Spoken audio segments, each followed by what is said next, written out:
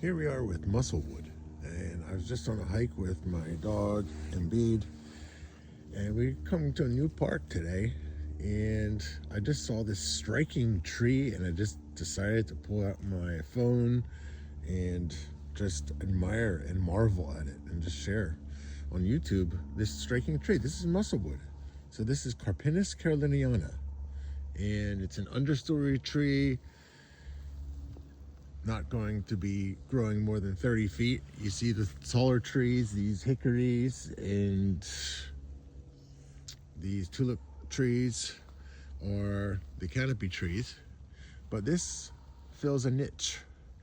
And this musclewood is not that common. It's kind of uncommon, but I just saw it and it's very striking because what I like to say is in wintertime, identifying trees, you use 3 B's: bark, buds, and branching.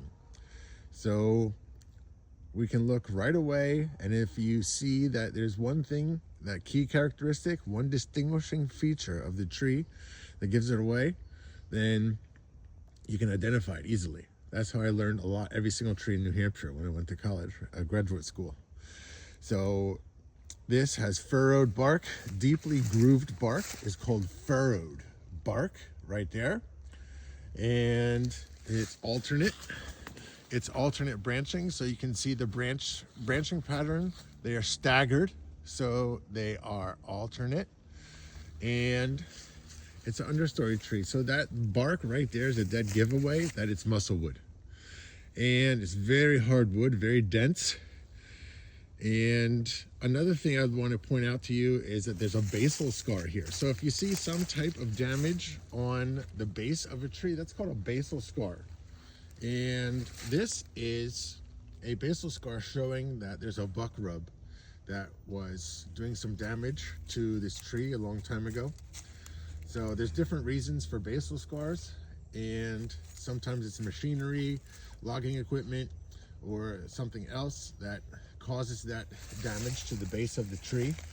But this one is clearly from a buck rub, and it's healing. It's a long time ago when it was a lot younger. But the older the tree is, the more furrowed the bark becomes in a lot of trees. So you see these deep grooves. Well, they look like a muscle, the sinew of a muscle, the fibers of a muscle, maybe I should say.